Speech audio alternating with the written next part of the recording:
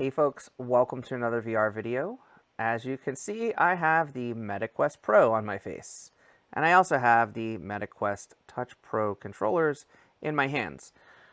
And it's been about a week since I received this in a big box that also contained the accessories that are featured currently on the meta.com website for the Quest Pro. And I do want to caveat, I received a big box of all of this stuff as part of the MetaQuest Ambassador program. So I did not pay for these items. They are mine to use for reviews and content creation purposes, and that could introduce a bit of bias in what I'm about to say. I will say, though, that even though I've received these items for free, I had a bias about this particular device already because of the cost, and also I was curious about, did this really add a lot of value over the Quest 2 device? And on some of those features, I'm actually still on the fence. I think that the MetaQuest Touch Pro controllers are probably the best controllers I have ever used in any VR device thus far. And that dates back to the Nolo VR and the Razer Hydra, all the way through the Vive ones, the original Oculus Touch controllers, you name it. I've tried a bunch of controllers. And these ones, by far, perform amazing. Particularly because, as you've probably seen, I'm kind of a large guy. I have pretty big gut, and that makes it so that when I have things to my sides, behind me, or even in front of me below my waist, I lose tracking all the time with the original touch controllers, and even in some cases using Lighthouse tracked controllers as well. So these are fantastic. They are probably what's driving me more than anything else to make this headset my daily driver moving forward. You'll notice they still have the 2-second stickers on them. That's because I'm kind of crazy, and I keep things like that going for a long period of time. You'll also notice right there, my favorite button on the controller, the Oculus button. MetaQuest have changed that name of the button to the MetaQuest button, but for me, and for anyone that knows what that symbol means, it will always be the Oculus button. And I will continue to refer to it as the Oculus button, and I'm even going to tag Oculus in the description of this video because it's still an Oculus button. I really enjoy the headset, but I feel like there's a lot of pieces that are still unfinished related to this particular device. The pass-through mode in particular is a little bit weird, is how I would put it. Toward the center of your vision, there's this camera that's kind of in the middle. And that is the color camera that the pass-through is kind of grafted onto. Below that and to the sides are the two black and white cameras, where the actual pass-through layer is being formed. Those two cameras give you the stereo correct almost pass-through, and then the color is added afterward. The challenge with the pass-through mode currently, and why there's a bunch of distortion, and why the color and the black and white have kind of this weird bleed through into each other, is because when you put something directly in front of the central color camera, it can't tell whether that's supposed to be color or black and white, and it can't really give you the right form of that particular image.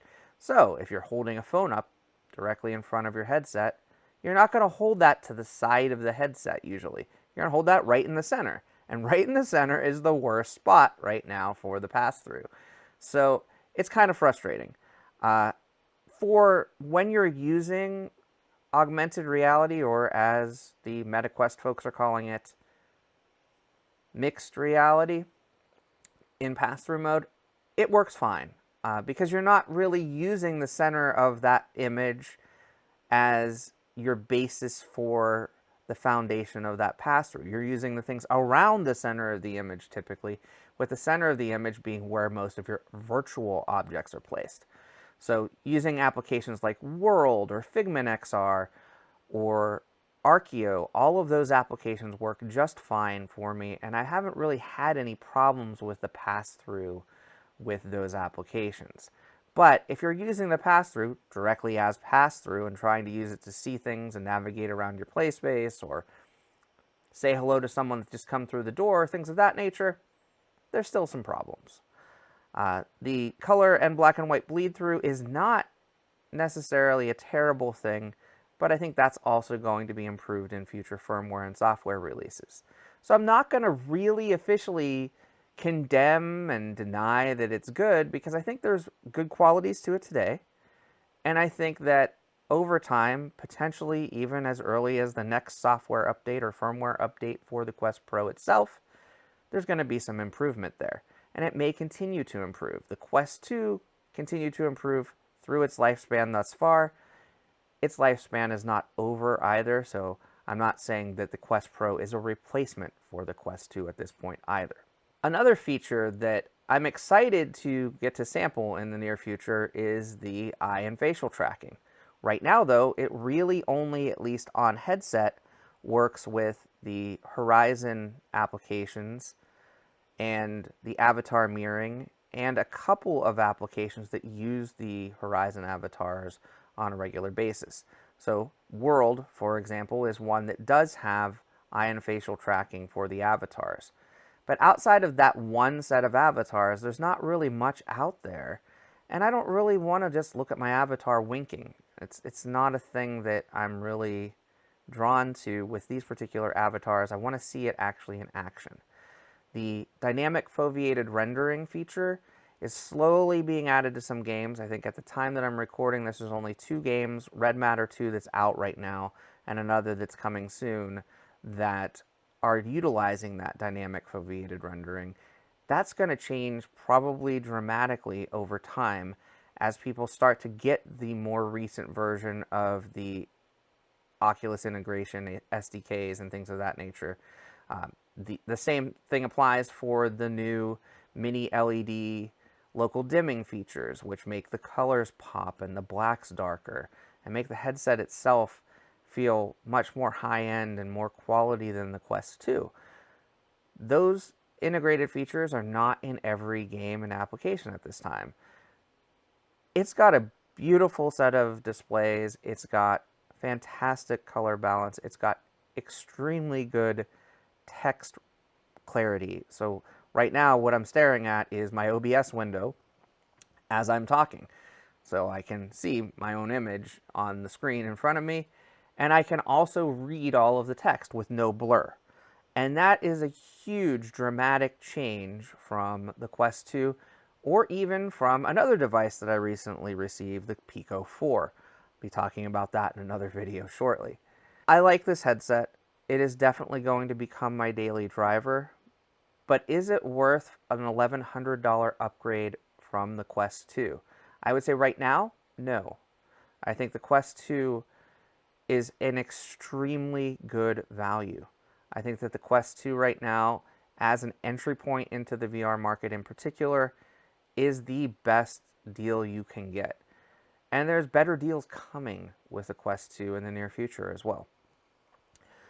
One thing I also do want to mention is the Touch Pro controllers. Right now, they only work with the Quest Pro.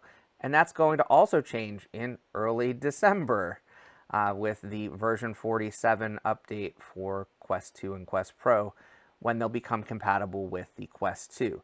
I can't say, hey, go buy these $300 separate accessory controllers for the Quest 2 right now, because I don't know how they're going to work with the Quest 2.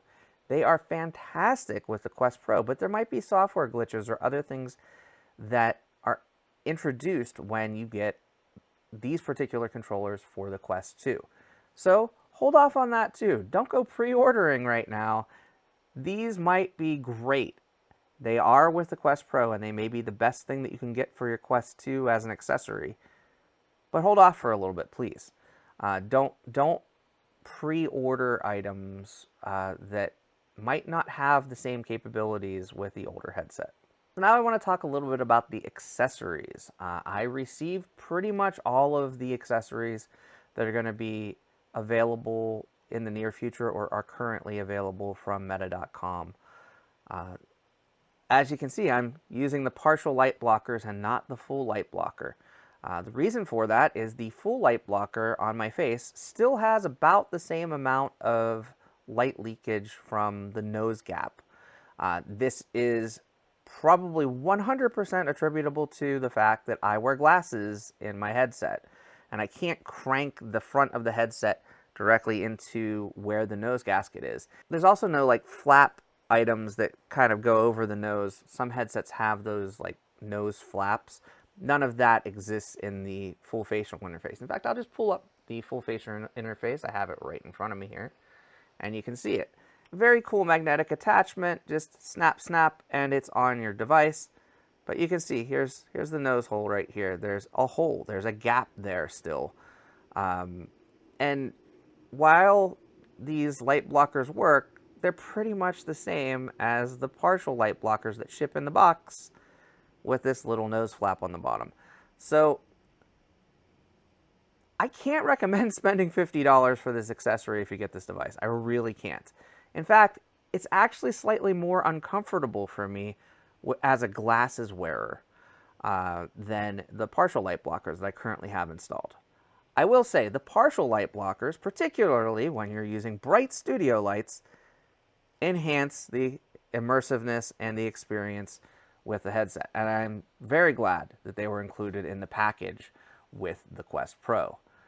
Up next, let's talk about this beautiful case from Incase. I like the low profile of it. It feels nice in my hands. I'm kind of a sucker for bags. But one of the things that you will notice right here in the inner flap, if we hold this close here, this case is designed to hold the MetaQuest Pro, the MetaQuest Touch Pro controllers, the compact charging dock, power adapter and charging cables, the side light blockers, and a cleaning cloth.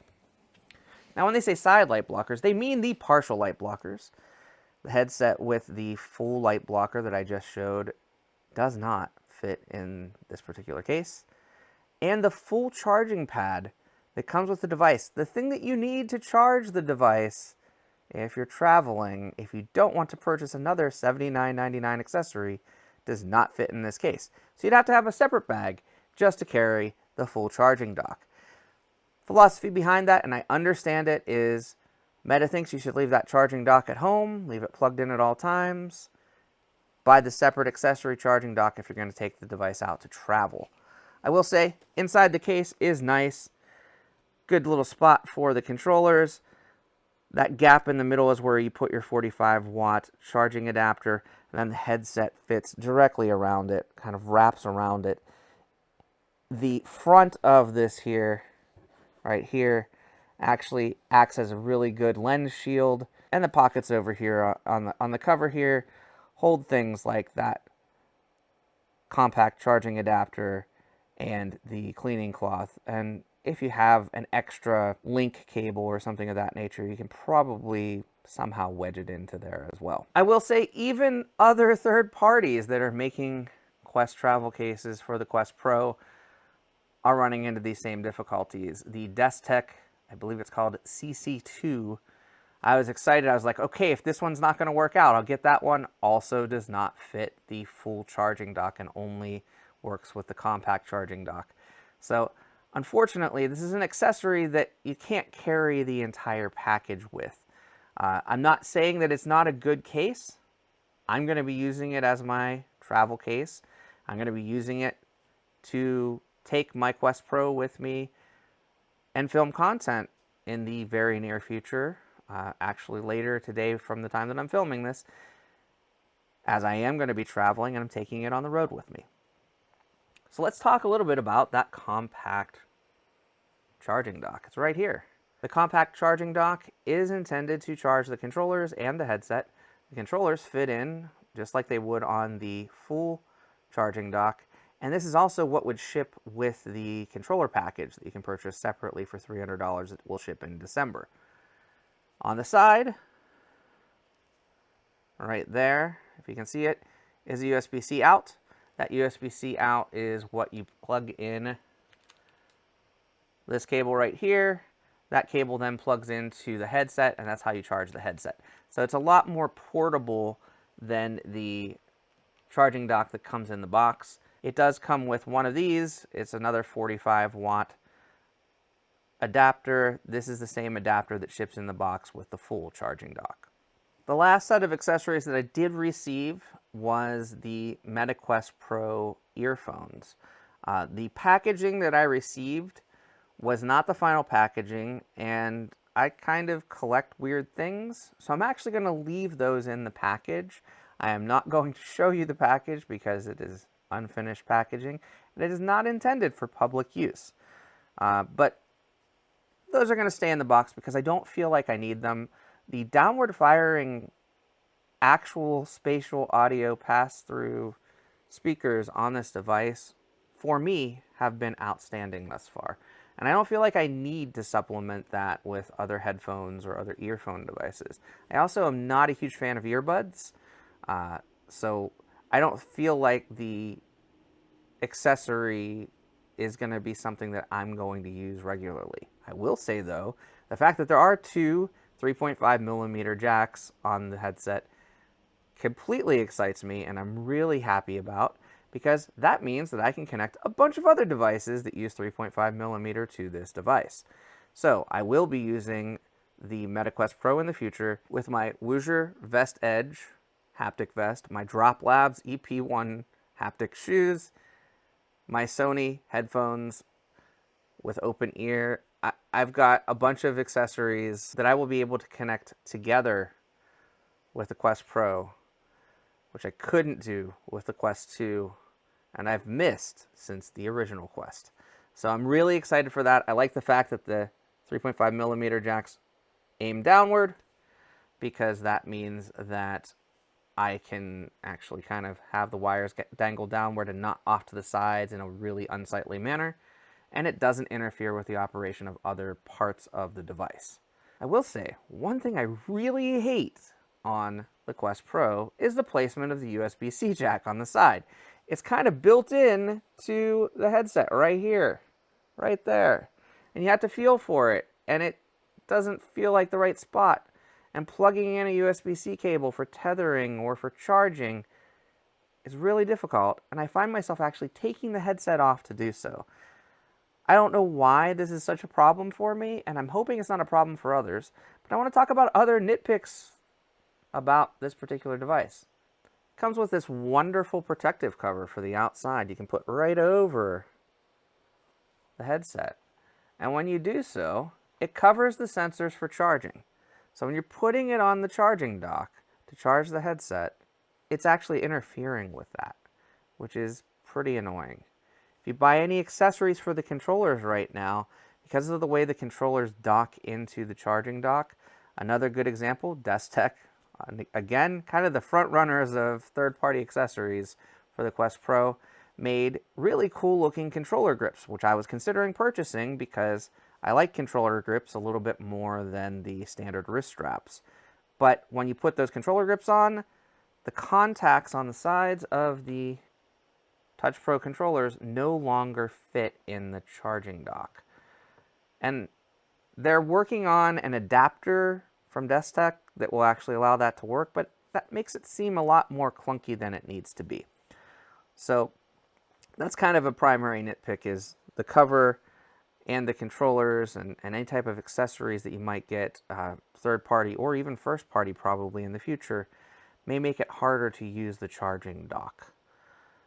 Outside of that, I have had pretty decent battery life from the headset and the controllers, to be perfectly honest.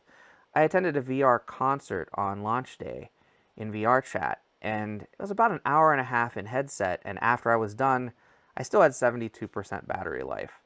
So I'm getting, dependent on what applications I'm using and what feature set I'm using, between an hour and a half and 3 hours of battery life, which is similar or even in some cases slightly better than the Quest 2 from the headset.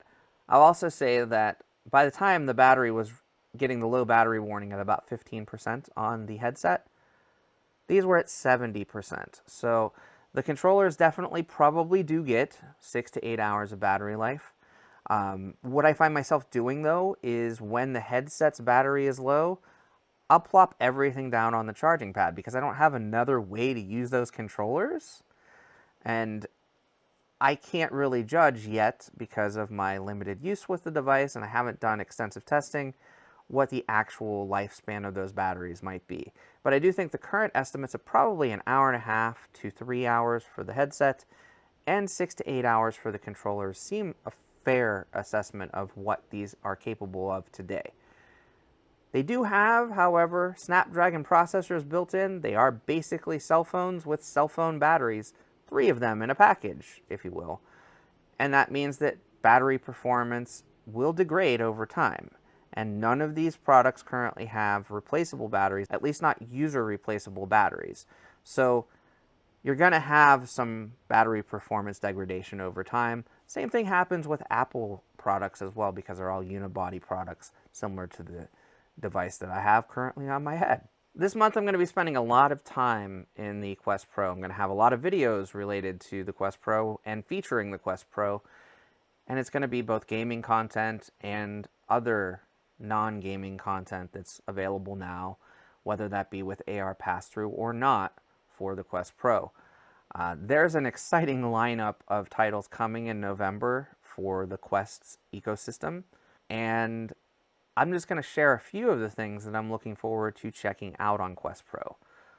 A major title that's coming this week, actually, is Iron Man VR, which I previously played on the PlayStation VR, but I actually never recorded a video for. And the reason for that is because playing with the PlayStation Move and kind of only having the ability to move maybe 160 degrees was kind of a challenge. I don't really move 360 degrees, but if I had my controllers even down to my stomach level, I would sometimes lose tracking, even though that front-facing camera with the Move orbs on top of it was working. So I'm excited to try that out with the Quest Touch Pro controllers, which have been magnificent for any application I've thrown at them thus far. I'm also going to be checking out Among Us VR this month. Based on an extremely popular title, I'm hoping to jump in with some of the other content creators and reunite as an imposter or crewmate and see if I can use my detective skills or my manipulative skills to get through a play session. Not one of my favorite games because some people say that I'm pretty good at it, and that makes me really nervous because I don't really like to lie. So if I'm good at the game, that means I'm good at convincing people of falsehoods, and that just makes me feel very uncomfortable. Trebuchet and fast travel games Broken Edge is coming on November 17th. Again, another one I'm excited to try the Touch Pro controllers with. And I'm also going to be trying out some of the titles that launch alongside the Quest Pro, like Figment XR and World, WOOORLD. And I Expect You to Die Home Sweet Home, which was kind of a little one-level tech demo that gives you an idea of what it would be like to play the escape room puzzler I Expect You to Die using your own environment as the game world. I'm also excited to check out Demio with its new mixed reality pass-through mode. And I'm going to be using my Quest Pro while my wife uses my Pico 4 to play the game alongside me. So I'm excited to check that out. There's also a game that's an adventure game that is available on App Lab called David Slade Case Files, which recently had a definitive edition upgrade. I played the old version. I have not played the definitive edition yet, but I love games like the old King's Quest and, in this case, Police Quest that inspired this particular game. So I am very interested in checking that one out. Other games like Kartoffel, which is also out this month, I will be checking out as well, and other use cases for the Quest Pro, alongside some Pico 4 content. The folks at Resolution Games were excited that I was getting the Pico 4 and actually gave me a little bit of a care package with some of their games. I'll also be checking out Ultimex in multiplayer on the Quest Pro alongside the Pico, and a bunch of other stuff in the month ahead. And December is a huge month for VR as well, with a bunch of new releases and a bunch of content that's going to be coming. I'm really excited for the remainder of this year. I want to thank all the people that have been watching my content recently. The month of October was kind of a thrill ride for me. I did not expect the amount of attention that my videos got. I'm excited that I was able to share my experiences at the Meta Store, Best Buy, and Adobe Max with the Quest Pro. I'm glad people got to see that and were excited. And I'm really happy to see that people are excited to see my continuing content as well. I know this was just a bit of a ramble of where I'm at right now and wearing this headset on my face. But I do want to say thank you again to everyone for watching. I will be back with more content throughout the month and throughout the future. Until next time, get out there and enjoy some VR for yourself, and thanks for watching. Bye-bye now.